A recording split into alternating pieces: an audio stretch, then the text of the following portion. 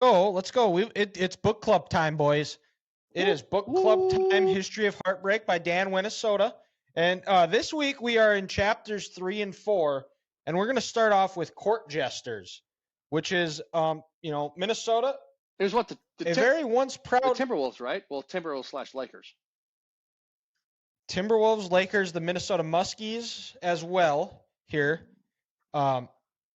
Which is also the first one in this chapter is the Minneapolis Lakers. Their airplane just goes missing.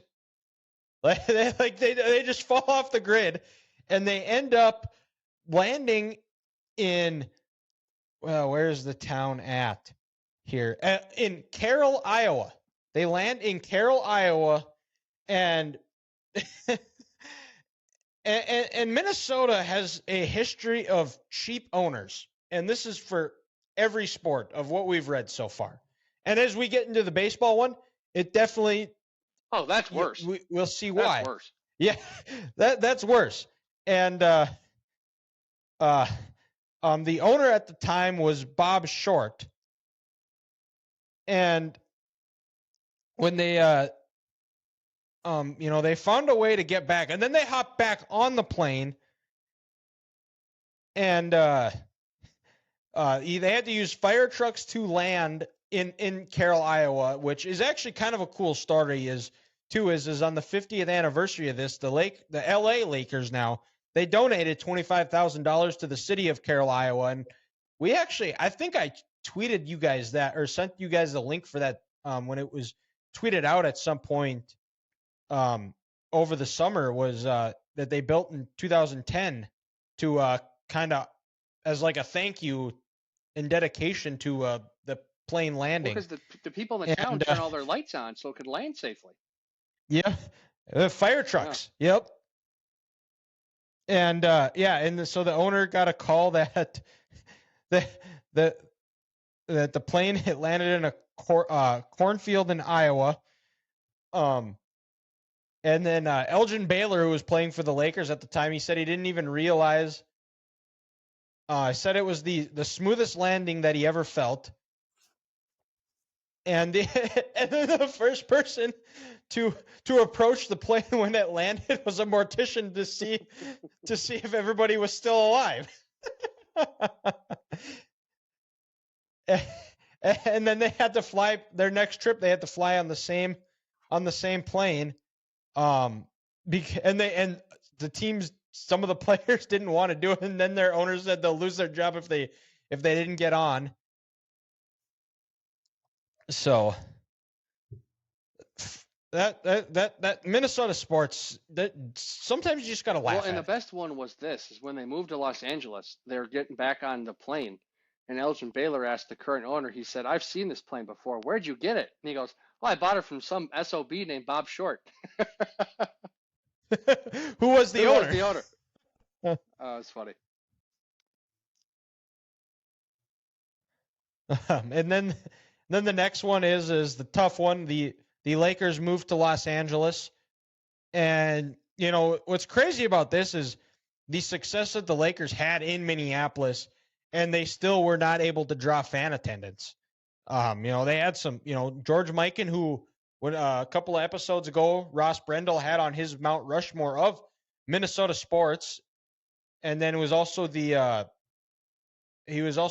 commissioner of the ABA. Elgin Baylor played for a while. Some of the other guys that I don't know. Maybe our dads remember them, and then also Bud Grant played for the Lakers for a few years. 2 points a game. And then after, yep, and then, they were. The tough part about it is the Lakers were considered a dynasty.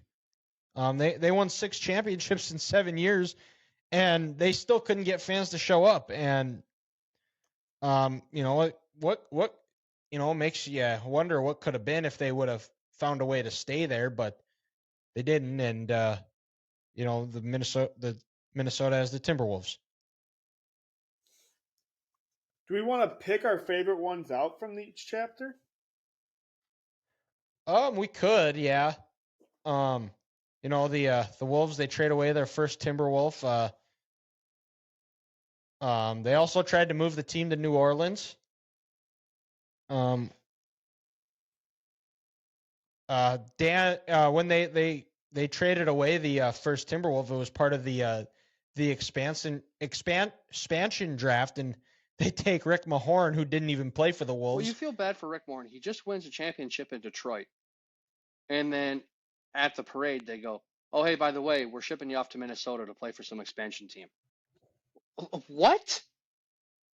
That would be just the worst feeling in the world. Yeah. And, the one that we remember the most is in 04. And I don't remember a lot of the Sam Cassell injury, but I remember watching that Wolves team. KG was the MVP of the league. And they Latrell Sprewell was, he had some problems previously, and he kind of was a really nice piece for them as well. And then Sam Cassell gets hurt, and a lot of people say that if he was healthy, they probably beat the Lakers and they faced the Pistons in the NBA Finals, and who knows? But that was the only time the Wolves have ever won a playoff series, and were those two that year. Well, and the one I thought was crazy, guys, when they got caught making that secret deal for Joe Smith. This is my favorite one. This is so stupid. Like they honestly thought they could get away with this, where they signed, I don't know if he was an all-star at the time, but a player to a 1-year, $1 million deal with his bird rights to go over the salary cap. I've never heard of this. Why is this the first time I've ever heard of something like this? Like, why does it matter? And to take 5 first-round picks from an organization, that just seems ridiculous. Yeah, it's so stupid. What if he signs a $5 million 1-year deal 3 times? Like, who the fuck cares? Yeah. So it's just a series of 1-year deals, and they could sign other people and pay him more. Which is basically what it is now. What most contracts are now, it's like, you can opt out. It's a 3-year contract, and you can opt out after every year. That's what Michael Jordan did. Michael Jordan signed 1-year deals. You can't tell me if the Lakers did that, they'd get fucking 5 first-round picks. Fuck that. No, they'd get a $50,000. They'd get a $2 million fine, and they'd we'd probably give them more salary cap to go pay for somebody. Yeah, they'd take them off the luxury tax for the next year. Yeah. Like, what? That's such horse shit. And then you think of, well, and then you look at I mean, they were one of the better teams at the time, but still, like, you could get some good pieces in those later rounds that could have filled some voids and maybe got them over the hump. And then after that 04-05 year where they didn't make the playoffs for another 18 years, you're telling me that having those draft picks couldn't have helped to build for the future and kind of sustain that level of success? Absolutely, because then if some guy is gruntled like Sprewell or Cassell, you know what? You have 5 first-round picks. You have some players you can build off of, and they could have made the playoffs consistently, and who knows? Maybe Kevin Garnett never leaves Minnesota. But also, though, to play a little bit of devil's advocate here is the Wolves do not have a great history of drafting. That is true. Too, so they all, it also could have not mattered in the long run. Anyways. I mean, would we be surprised if they would have went 0-5 on those 5 first-rounders? No. But I mean, Jesus Christ, to play glass half full approach, maybe they get one right. I mean, that's at least 20% there. But yeah, and then what did Kevin McHale said? Yeah, other teams just do it. They're just better at hiding it than us. Like what? The one I can't understand is this: is how come I've never heard of this until I just read this in this chapter? Like, this seems like a big deal. Why does nobody say anything about this?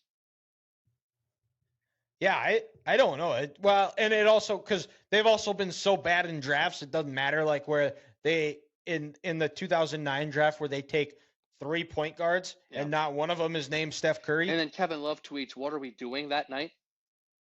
that was Grant before Grant. Yeah, with 3 question marks. What are we doing? What are we doing?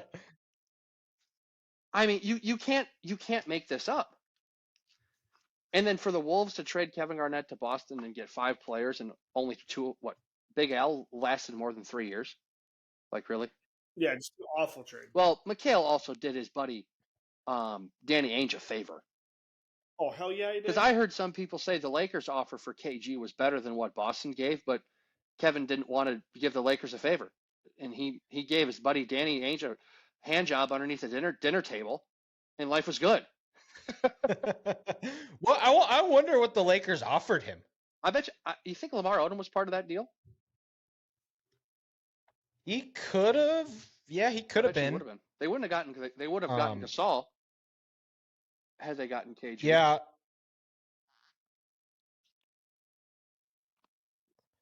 But yeah, it was, so according to Basketball Forever, it was Andrew Bynum and Lamar Odom for Kevin Garnett. And he didn't. Much better than what they got. And he didn't take that. Oh, that's frustrating. Which people forget that Andrew Bynum at that time, behind Dwight Howard, was the second best center in the league. Yes. Oh yeah. I mean, his knees. And Lamar Odom was a solid player. His knees just said, "Yeah, hey, not today." It's Yep. like one of those. Hey, I'm gonna wake up and have a good day today. Your knees. The fuck you are. And the Jimmy Butler. We all remember this one. We were all excited when he came. It was finally similar to what happened with the Sixers. Is the ownership took the guys with the less headaches, the Wiggins and the Cats, because Jimmy Butler saw it. He was right. Neither of those guys have any dog in them, and they should have traded one of those two, but they didn't. You know what's sad is, and in that Jimmy Butler season, guys, had he not gotten hurt with that sprained knee, they would have been the 4 or the 3 seed. Yeah. They wouldn't have been the 8. Because yeah, that's right. I forgot about that. I remember that year they had to play Denver the last game of the regular season. Winner got in. Fun fact for you: that was the last time Denver missed the playoffs. How about that? So how about that? But yeah, had Jimmy not sprained his knee, and they would have listened to the guy they traded everything for, and when he came to Minnesota, he had a football in his hand. It was at U.S. Bank Stadium. Had they would have listened to that guy, who knows where they'd be? Probably still a semifinal loss team, but not a total embarrassment. Yep. And then and this one probably is not really important, but it was noted, was the Kevin Love's relationship with David Kahn, who wouldn't give him the contract that he wanted. Also, a recurring theme in this book is owners not giving players the contracts they wanted and paying dearly for it. But I think in the long run, and it was noted that Kevin Love was going to leave, so probably not a big thing. But he was at that time, though, he was a fun player to watch. He was a guy. He was kind of the centerpiece for the Wolves, and just didn't work out.